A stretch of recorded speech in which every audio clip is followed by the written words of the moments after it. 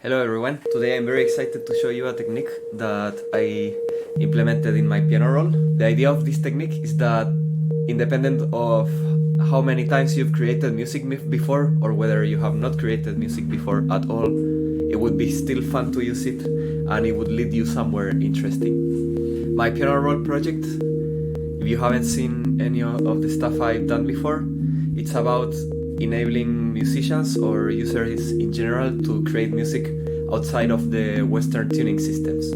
You might not know, but the Western tuning system is quite limiting in the range of frequencies you are able to use.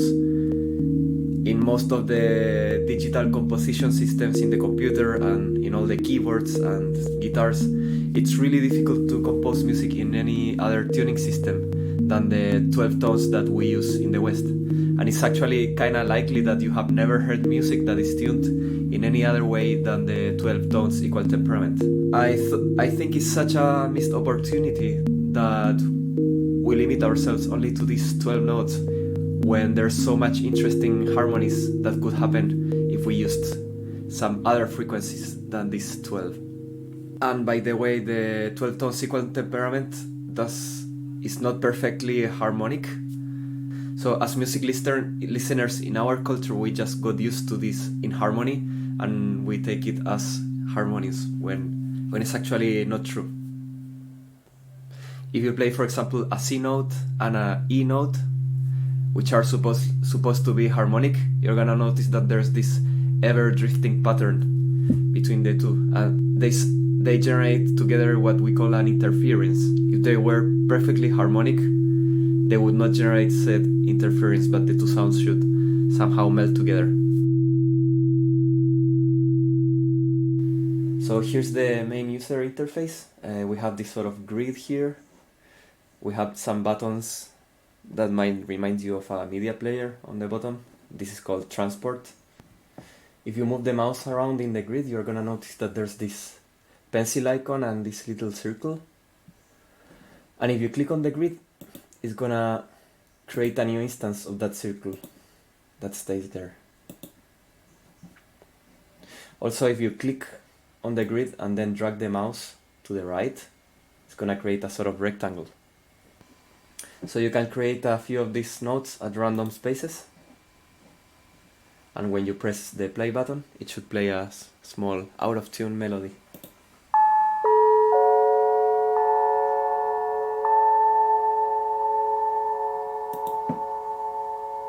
So the first thing I would suggest you to configure is to open this sounds panel that has a heart icon.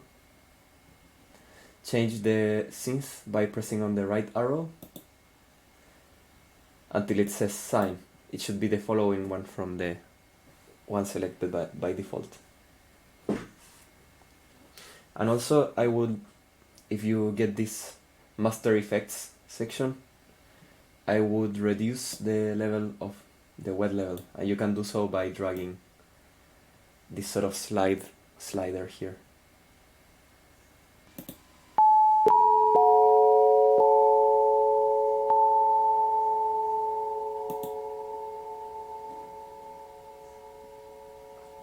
So now, each one of these buttons represents a constraint.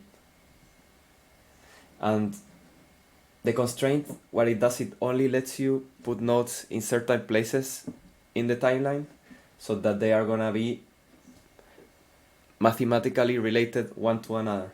And in that way, we build harmony. I'm gonna press this button here that says T times 1/4.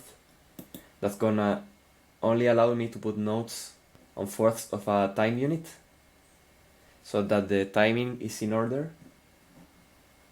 And I'm also gonna click on these two first orange buttons.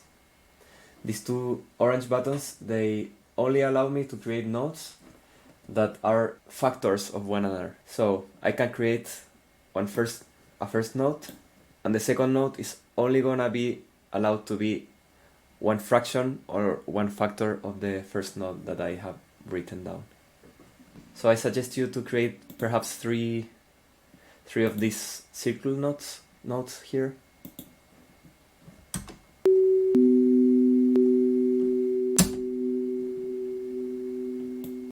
Find a combination that you like.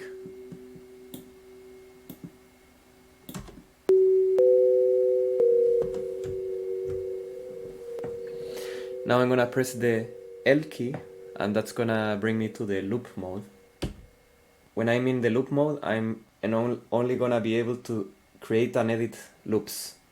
I'm gonna create a loop range that includes the 3 notes that I have just created. And then I'm gonna press the L key again to get out of the loop mode. You can also go in and out of the loop mode by pressing this button on the bottom right.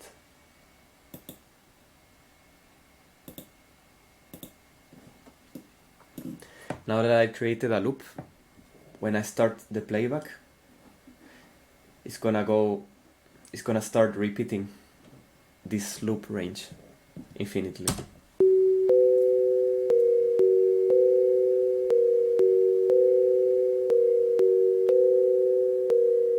Now that I listen to it in a loop, I want to change it.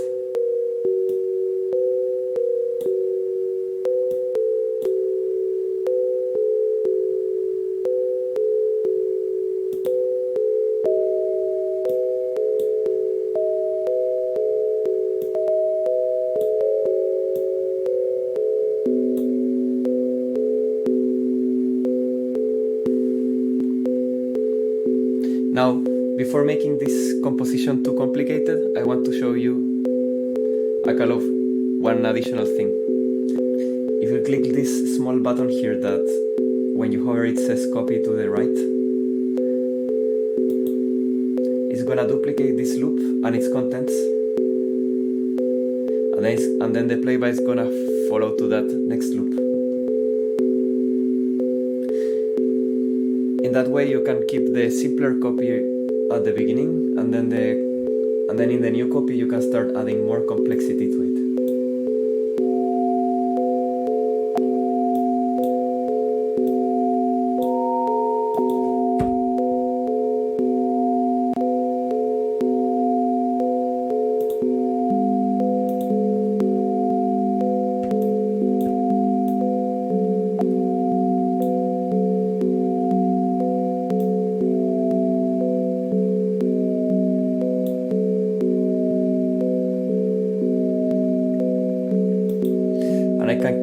I can keep repeating this operation, and in that way the resulting composition that I create is gonna be similar to the experience I had creating it. So this way it's really easy to create a sort of longer and progressive piece of music. By pressing the M key, or this modulation button on the bottom right, I can change the relative intensity of each note.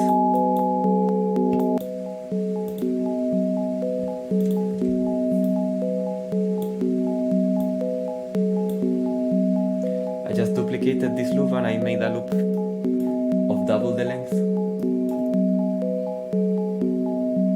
by dragging the right edge of this loop element here.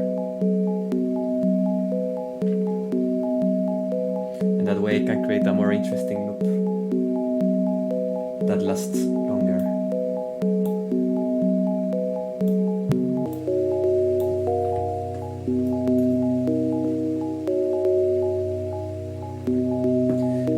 I'm gonna start playing with these constraints. I'm gonna deactivate this one, and in that way I'm gonna have less places where I could possibly add a note.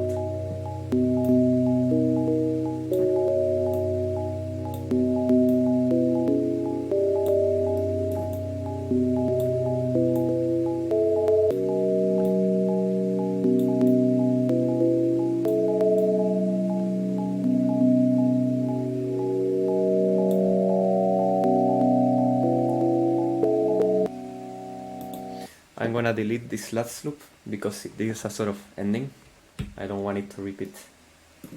Skip to the beginning and press play.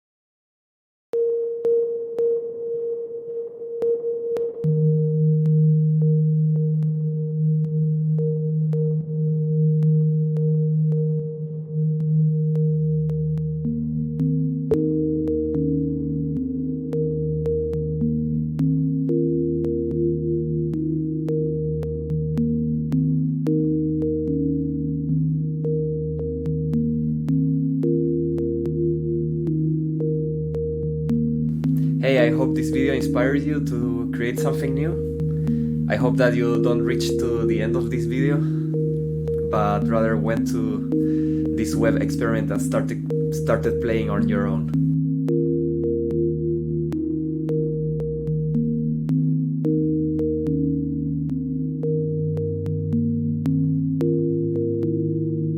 If you are interested in the work I'm doing, I have a Patreon page, I have an Instagram, and I also have a YouTube. And feel free to subscribe to them. I really appreciate when people do that because it shows that there's actual interest in the stuff I'm doing.